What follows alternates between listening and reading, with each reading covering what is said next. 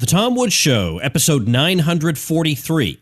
Prepare to set fire to the index card of allowable opinion.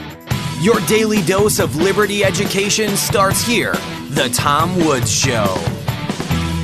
Folks, you want an excellent night's sleep at a terrific price? Then check out a Casper mattress. As a matter of fact, you can get $50 toward a Casper mattress by going to casper.com/woods and using promo code WOODS at checkout. Hi everybody, Tom Woods here. We have been hearing some fairly disturbing stories about what's been happening to members of the Libertarian Party of Cuba. So I have brought on Shane Robbins to update us on what's happening and what, if anything, we can do to help. Shane is the Nashville region coordinator at the Libertarian Party of Tennessee, and he has been in touch with people. He's been reaching out, following up on what's been happening down there, and I thought I'd have him come on and talk to us. Shane, welcome to the show. Thank you very much. Glad to be here. I've been reading about what had been going on in Cuba for some time now, and it was all very disturbing, and people had wanted me to have somebody on to talk about it, and the only difficulty I had was trying to find somebody who wanted to talk to me who could speak English, because I don't. It's not possible to do translations and stuff. So then when I found out that you'd been doing this work related to it and you released this press release over in the LP of Tennessee where you've been active, I thought, all right, you're my man. So give people, please, the background on what's been happening. I mean, you recently released a press release saying that the founder, president, and vice president of the Cuban Libertarian Party on June 22nd, 2017 were arrested and detained for simply opening a library. But it's more than this because, as you note later in the release, there have been other episodes involving the Cuban government and the LP of Cuba. So tell us about those and how long have they been going on? Sure. The one you just referenced from June the 22nd, that happened in the Camagüey province in the eastern part of the country. And the backstory to these provinces that I have to tell so I can describe what happened to the leadership is that the Camagüey province, during what's called the special period in Cuba, which is when the Soviet Union was no longer sponsoring Cuba and they went through a lot of economic hardship, people from Camagüey were actually made to come west and work in the factories in Havana. And once they had satisfied that need for work, they were then sent back to Camagüey, and they have actually been deported. So there is a law that allows the police and the military police to deport people from the west to the east, to take them back to Camagüey. Well, that law was used to deport the leadership who started that library in Camagüey back to Havana. And it was just a library that they had set up over there, but they were arrested June the 22nd because they intervened when the state was kicking a woman and her children out of their home. And they intervened and they took pictures. And when they got back to the place where they were staying in Camagüey, because they were all from Havana, they were all deported. And when they were deported, no one was told where they were going or why. No one understood what had happened. So we all assumed that the state had taken them. And one of them, the vice president of the Havana Cuban Libertarian Party, he was handcuffed and he was actually put in a cell for a while.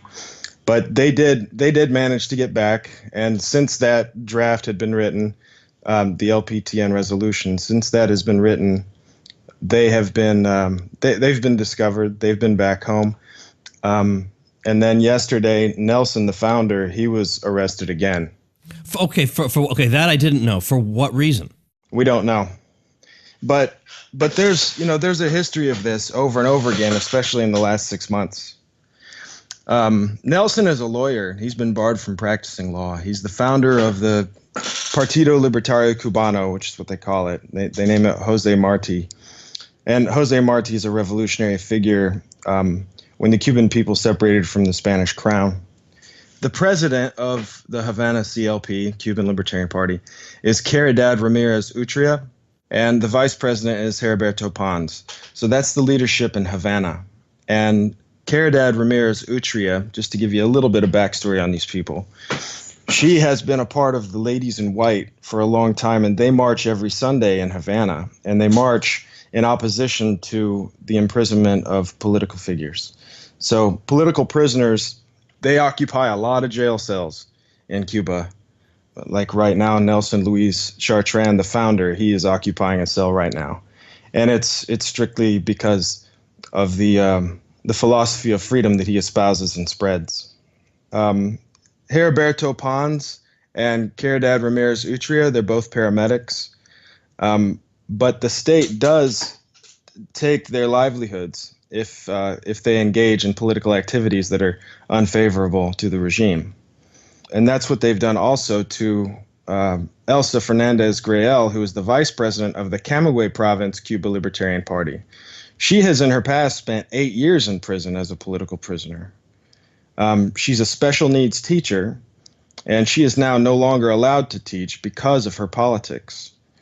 And so livelihoods as well as homes, there's no private property. So if you engage in these activities, not only can you wind up in and out of prison, and when I say in and out, some people have spent months and years as political prisoners in Cuba, but not only will they take your livelihood, but housing. If all of the housing there is state run, it's state organized, it's public housing.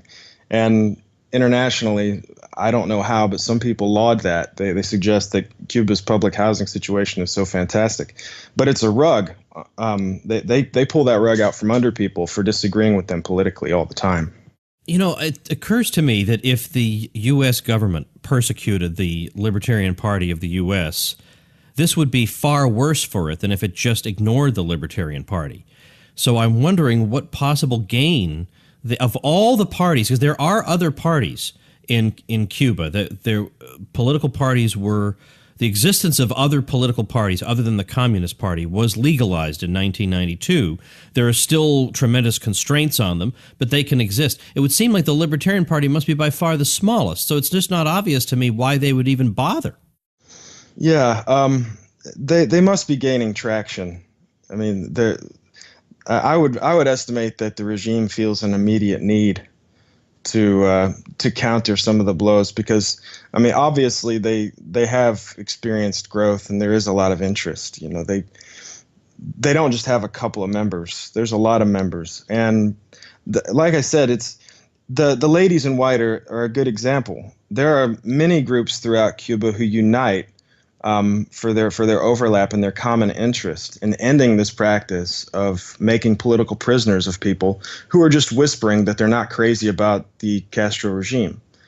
You know, as the Castro regime maybe begins to feel more and more isolated, perhaps this leader, because I don't know how long Raul's been in office, but maybe he feels more and more isolated, and maybe he's providing leadership that suggests that using the heavy hand as opposed to the propaganda model is going to be necessary at this point. Perhaps their desperation has grown. I don't know. But the incarcerations are real, and they are occurring, and they will continue to occur, and they're occurring more frequently now than before. So Nelson, for instance, May the 22nd of this year, just a month and a half ago, not even a month and a half ago, he was beaten and robbed by secret police. Now, of course, he can't prove that they were secret police, but there were 4 men who approached him, beat him, took his shoes, took his copy of Murray Rothbard's Ethics of Liberty that was in Spanish, and dropped him off 30 kilometers from his house barefoot. So when he woke up, because he was beat unconscious, when he woke up, he had to walk 30 kilometers, back home barefoot. And the incarcerations actually started back in February. See, I think when they opened their Libertarian Library in Havana, that's when they became somewhat of a threat, because they didn't open a Libertarian Party in December of 2016. They opened a library. And I think what that told the regime was they were more interested in providing ideas to people than selling a product. And of course, we all know how dangerous ideas can be, particularly in the hands of people who feel desperate. And so the Benjamin Franklin Libertarian Library was established in Havana in December 2016. And not even 2 months later, 2 of their members were beaten, they were arrested, tortured, And they were gone for months. They were in prison for months. In fact, it was not until the end of May that they were released. Wow, that is unbelievable. What do you know about the origins of the LP in Cuba and how far back it goes? I assume not very. Yeah, the furthest back my research goes is 2014. Nelson Chartrand, who is the one that I've mentioned multiple times, he's the founder. He opened up, he started with Joyce Garcia, an anarcho-capitalist club of Cuba.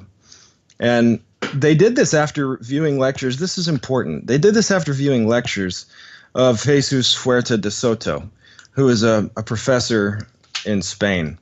And so it was the ideas that they hadn't ever been exposed to that motivated and inspired them and pushed them to act. And so after they established the Anarcho Club, it wasn't long before they recognized the need for providing more information like what they had been exposed to more people. And so their next major move was the opening of that library 2 years later. Okay. Yeah, and after opening the library, after they dealt with so much repression, that's when they launched the actual party. So they launched the Anarcho Club, then they launched the library, and then after they had experienced so much abuse at the hands of the regime, they went ahead and launched a party. Okay. All right. I got more I want to ask you about. Let's first pause to thank our sponsor. Folks, as my family will tell you, I am slightly obsessive when it comes to things involving sleep. I want the perfect sleep experience. And let me tell you an excellent way to get one. Have an excellent mattress. And the Casper people, after their in-house team of engineers spent thousands of hours developing their mattress, are onto something. It's got supportive memory foams. It gives you an award-winning sleep surface, just the right sink, just the right bounce, over 20,000 reviews with an average of 4.8 stars, which makes it pretty much the internet's favorite mattress. Now you may say, Woods, I don't want to order a mattress online, but they're going to give you a 100-night home trial plus free delivery and free returns. If you don't love it, they'll come pick it up and refund you everything. Designed, developed, and assembled in the USA, the Casper mattress is going to fill you with delight. Free shipping and returns in the US and Canada, 100-night in-home trial, plus get 50 smackers toward your mattress purchase when you head over to casper.com/woods and use promo code WOODS at checkout. Let's talk about conditions in Cuban prisons and what you know about them so that people can get an idea of what it would be like if you were, in fact, so unfortunate to be in one. Well, you're arrested, and you have no idea how long you're going to be in jail before your trial. So the pretrial detention period is indefinite. So that not knowing is enough to drive someone insane. So you're placed in a 7x7 cell, no running water. You're using the bathroom in a bowl. You're being fed food that is not fit for human consumption. You're not spending any time in any sunlight. The only communications that you're going to have with other people are if you're alone in the cell. Some cells, it depends on the prison. But from my research, if you're alone in the cell, you're just hollering down the hall trying to speak with someone at some point after so much separation, after so much isolation. Political prisoners are mixed in with murderers and the mentally insane. Death row inmates are mixed in with political prisoners. Lifers are mixed in with political prisoners. It's certainly not anything like United States prison systems, not at all. And you can be incarcerated for periods of months and years. And if it weren't for the Cuban people being so active in support of ending the practice of political imprisonment, I'm sure that it would be much, much, much worse because people continue to put themselves on the line. Like, for instance, the earlier Cuban Libertarian Party incarcerations resulted in Libertarian Party members plastering their faces all around Havana because they were missing, because they were imprisoned. And they did that, of course, at great risk to themselves. And this is the bravery that we have in the Libertarian Party of Cuba. This is the courageousness that we're seeing out of these people. And this is why I feel like it's incumbent upon the Libertarian Party here in America and around the world to do all that we can to not only let them know that they have our moral support, but that we will do whatever we can to provide them financial and material means as well. If they need $1,000 for a lawyer, let's raise it. Yeah, exactly. Yeah, if they need us to come and visit them, and just so that they know that they're not alone, then let's visit them. Let's do whatever we can whenever we can do it, because the degree of tyranny that they're experiencing is much different from the degrees of electoral abuse that the Libertarian Party experiences here in America. Yeah, so let's come back in a minute to different things that we can do, because I want to close on that note, because I want to see are there ways that we can help them, that people listening can do. But before that, I want to know, how did you gather all this information, not just from publicly available sources, but you got to know people. Who in particular? I first reached out to Nelson through the Partido Libertario Cubano Facebook site. Nelson is the founder, Nelson Luis Rodriguez Chartrand, who is in prison right now. I reached out to him and we've communicated. They only get about an hour worth of email and internet a week.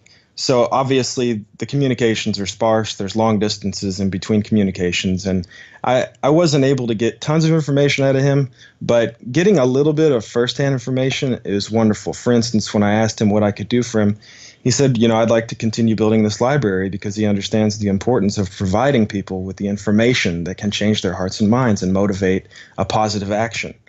And that's one of the reasons that I completely fell in love with his vision, is because he understands the importance of the information. And he understands how important it is for people to value liberty and how that can motivate them for their entire lives to challenge this regime. And I think that his vision there is absolutely gorgeous. So I spent a little bit of time talking to him. The best information that I've gotten has been from Mamela. Her name is Mamela Fialo Flor. She's the South American spokesperson for the CLP. She's a writer for the Pan Am Post. She's also a professor.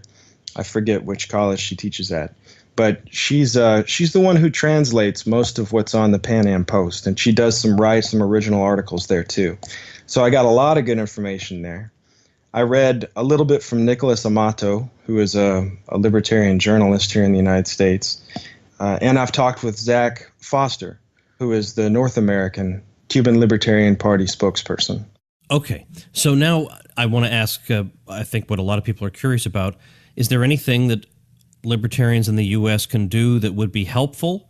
And number two, I know that the Obama policy toward Cuba is in the process of being reversed, but I'm not sure if that's already taken place, if that's just a proposal. I haven't read enough detail to know, and is that going to be a problem? So here, I'm throwing that all in your lap. Give me an answer. Yeah, as far as what we can do, obviously it's very challenging because our governments are at odds. It was a little bit easier to get them information prior to last week. So now FedEx is really no longer running routes there. DHL the same. So getting information, getting books, getting laptops or anything like that over there is now much harder than it was. Now, obviously, the reasoning behind that difficulty, the reasoning behind Trump's policies having changed Obama's policies so much, I think it's fair to say that the intention is to weaken the regime and certainly not to limit the amount of information that folks have access to over there. I know that the current administration has paid some lip service to, and hopefully will follow through on joining with the Cuban regime to expand internet access for the people of Cuba, which I think would be just dramatically effective in changing the way that the Cubans see freedom. I mean, Nelson said it best when he said, the people of Cuba have forgotten what it is to be free. It's the same phenomenon you see in slavery. The first generation slaves are often the toughest to break. Second, third, and on are the ones who never knew freedom. So they don't have a point of reference to which they can hearken back to and say, yeah, there was a golden age. We had more freedom back then. And that is the circumstance that we have in Cuba. I think that the best thing right now that we can do, and keep in mind, this is something that I do in my spare time. I'm not pretending to have all the answers, but I think the best thing right now that we can do is to use venues like this one and speak about this, write about this, try to get this more and more into the public eye. And particularly to start with in the libertarian public eye, I would like to see a lot more effort on the part of county parties, state parties, the national party, to use libertarian media to bring it to the fore. And if it's on the front burner, then we can all discuss in a meaningful way how we can really affect change for the Libertarian Party of Cuba, how we can help them to grow. And that's one thing. If some people feel like they have a representative in Congress or a senator who's going to be amenable to a discussion about this, perhaps put forth a resolution or a bill that might better open up lines of communication between the United States, go ahead. I don't actually have one of those. I don't think that my representatives and senators are that type of people. But if you feel like you have someone as your representative or as your senator who will listen to you and who will entertain the idea that possibly a resolution or a bill to open up communication once again, for instance, if we were to be able to send things through FedEx again, then I'd definitely be able to get things to Nelson and the team over there much more easily. As of right now, it looks like I'm probably going to have to take it there in person. And that's very expensive. Yeah, I don't have all the answers. I run a business. I have a day job. I ask them the question, how can I help, when I speak to them?